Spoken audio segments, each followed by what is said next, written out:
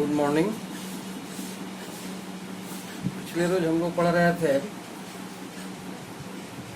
कि उत्प्रेरक क्या होते हैं, एंजाइम क्या होते हैं, इन सारी बातों को हम लोग कल पढ़े, पूरा डिटेल पढ़े, उनके मैकेनिज्म भी पढ़ लिए। अब हम जो है आपके बुक में कुछ जो है पाठ्यलिखित प्रश्न टेक्स्ट क्वेश्चंस लिया हुआ है, इसका आंसर जो है एनसीईआरटी बुक में नहीं है तो हम बता देते हैं। क्वेश्चन नहीं लिखे हैं।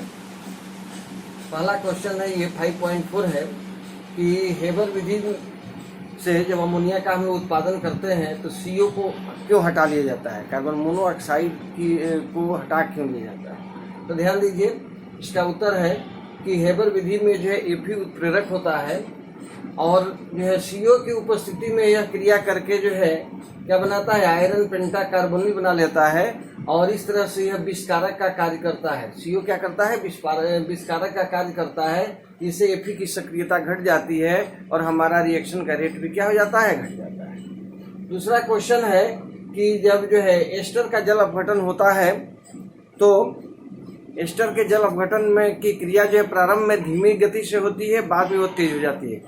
तो इसका सिंपल सा उत्तर है कि जब जल अपघटन होता है एस्टर का तो इसमें एसिड बनता है और अल्कोहल बनता है। ठीक है, तो एसिड जब जो है बनेगा तो H आयन देगा और इसका H आयन जो है उत्प्रेरक का कार्य करता है इस अभिक्रिया के लिए। इस तरह से जो है जैसे ही जो है एसिड का फॉर्मेशन शुरू होगा जो है H आयन प्राप्त होंगे और वह उत्प्रेरक का कार्य करेंगे और रासायनिक क्रिया की दर को क्या कर देंगे, बढ़ा देंगे। तीसरा क्वेश्चन है कि उत्प्रेरण में जो है विशोषण का जो है क्या जो है महत्व है। तो विशोषण का जो है महत्व यह है कि विशोषण होने का अर्थ यह होता है कि जो है अधिशोष्य जो है अधिशोषक से क्या हो गया, हट गया। ठीक है, तो विशोषण जब हो जाता है तो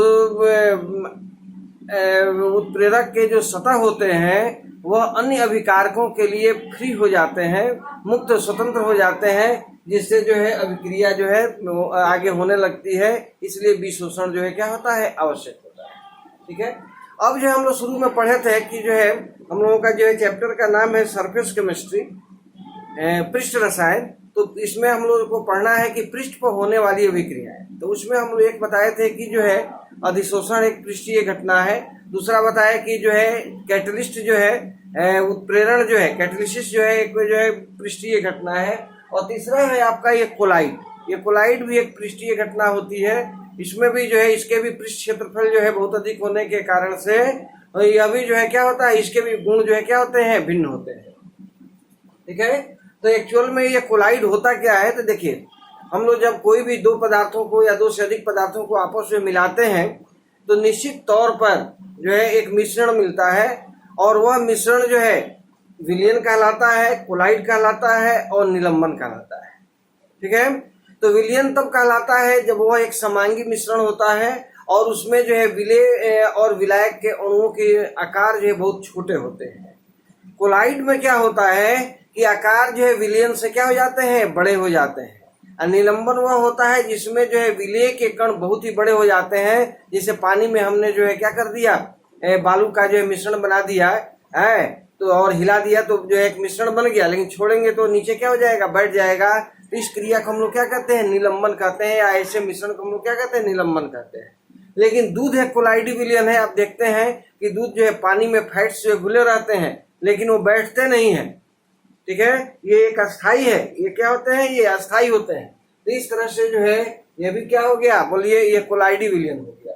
तो इस तरह से जो है तीन तरह के जो है एक विलयन पाया गया है, एक कोलाइड्स पाया गया है और तीसरा जो है निलंबन पाया गया। तो आज हम लोग जो है इसमें पढ़ेंगे कोलाइड के बारे में। तो कोलाइड एक विषमांगी तंत्र है जिसमें एक पदार्थ का बारीक कण जिसे परिक्षिप्त प्रावस्था कहते हैं दूसरे पदार्थ में परिक्षेपित रहता है, मैंने फैला हुआ रहता है, जिसे परिक्षेपण माध्यम कहते हैं। जब हम तुलना किए इसको विलयन से तो देखिए कोलाइड में क्या होता है, परिचित प्रावस्था होती है, परिक्षेपण माध्यम होता है। अब विलयन में विलेय और विलायक होता है। तो यह विलेय जो है एक्चुअल में कोलाइडी विलयन में विलेय को ही परिचित प्रावस्था कहते हैं और विलायक को ही परिक्षेपण माध्यम कहते हैं। इसका जिसकी मात्रा अधिक होगी परिक्षेपण माध्यम होगा, जिसकी मात्रा कम होगी वो परिचित प्रावस्था होगा, डिस्पर्स्ड फेज होगा।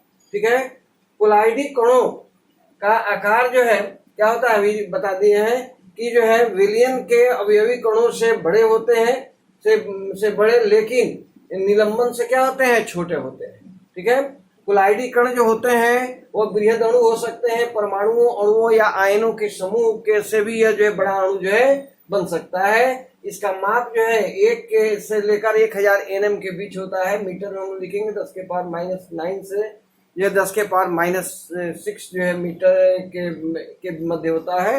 ये कुलाइडी विलयन का जो है आकार का जो है एक रेंज हो गया। ठीक है, कुलाइडी कणों में जो है प्रति ग्राम इनका पृष्ठ जो है क्षेत्रफल, इन कणों का पृष्ठ क्षेत्रफल बहुत अधिक होता है, जिसके कारण से इसके गुण जो है क्या होते हैं, कुछ अलग होते हैं, कुछ ये विशेष गुण जो है प्रदर्शित करते हैं। कुलाइडी विलयनों का एक कुछ विशेष गुण होता है जो अन्य से जो है क्या होता है, भिन्न होता है। ठीक है, अब हम लोग पढ़ेंगे कि जो है कुलाइडों का प्रकार। ठीक है, टाइप्स, क्लासिफिकेशन ऑफ कुलाइड्स या टाइप्स ऑफ कुलाइड्स पढ़ेंगे हम लोग। ठीक है, तो इनको निम्न आधारों पर हम लोग बांट सकते हैं। पहला, प्रक्षिप्त अवस्था और प्रक्षेपण माध्यम के भौतिक अवस्था के आधार पर पहला होगा। दूसरा होगा क्या थी, प्रक्षिप्त अवस्था और प्रक्षेपण माध्यम के मध्य अन्योन्य क्रिया के आधार पर, और यह होगा प्रक्षिप्त अवस्था के कणों के आधार पर। तो यहाँ पर ये प्रक्षिप्त अवस्था और प्रक्षेपण माध्यम के भौतिक अवस्था होगा, भौतिक अवस्था। ठीक है, तो इस तरह से जो है हम लोग एक एक करके देखेंगे। प्रक्षिप्त अवस्था एवं प्रक्षेपण माध्यम के भौतिक अवस्था के आधार पर, भौतिक अवस्था पर।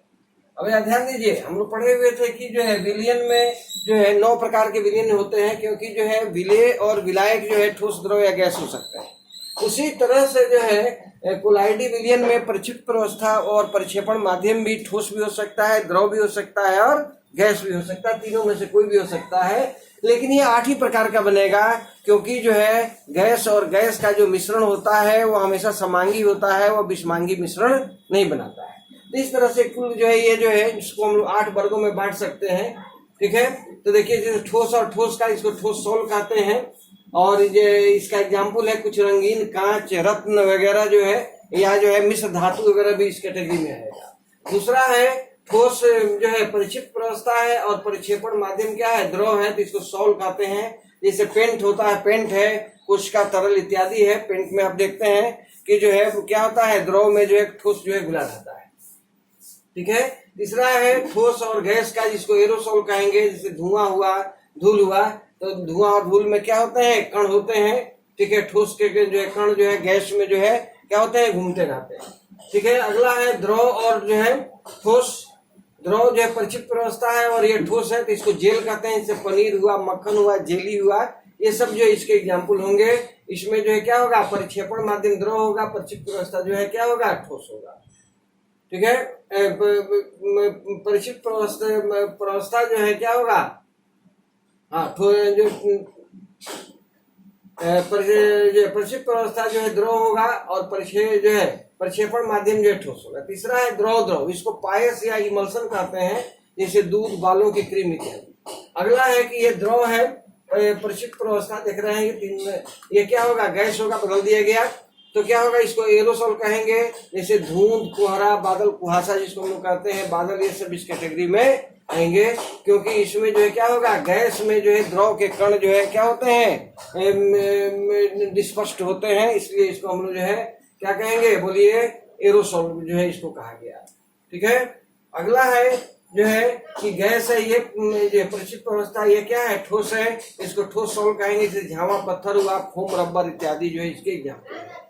8वां है गैस, और ये है प्रक्षिप्त अवस्था गैस है, और प्रक्षेपण माध्यम क्या है, जो है द्रव है, जिससे फोम है, फेन, फेंटी हुई क्रीम, झाग वगैरह जो आप देखते हैं, यह जो इस कैटेगरी में आएगा, क्योंकि जो इसमें क्या होगा, झाग कैसे बनता है, तो जो है जब किसी भी जो द्रव में आप देखते हैं साबुन का झाग बनता है, तो उसमें हवा के बुलबुले जो है उसमें बन जाते हैं, तो हवा वहां पर डिस्पर्स फेज होता है, और इस तरह से इसको हम लोग 8 वर्गों में जो है बांट दिए हैं। इसके अगले वीडियो में हम लोग आगे पढ़ेंगे कि जो है प्रक्षिप्त अवस्था एवं प्रक्षेपण माध्यम के अन्य क्रिया के आधार पर, या जो है तीसरा वाला जो है हम लोग पढ़ेंगे, तो इसको हम लोग एक एक करके देखेंगे। यह भी जो है, यह जो है अधिकांश जो पदार्थ जो इस प्रकृति में पाए जाते हैं वो जो है वो कोलाइडी फॉर्म में ही ज़्यादा से ज़्यादा पदार्थ होते हैं, इसलिए इसका अध्ययन जो जरूरी है, बिल्कुल ही थ्योरेटिकल कंसेप्ट है, थोड़ा ध्यान देना जरूरी है। ठीक है, इन सारी बातों को जानना जो है आम विज्ञान के विद्यार्थियों के लिए बहुत जो है जरूरी होता है, सबके लिए जरूरी है, जो विज्ञान नहीं जानते हैं उनके लिए भी जरूरी है। ठीक है, चलिए थैंक यू।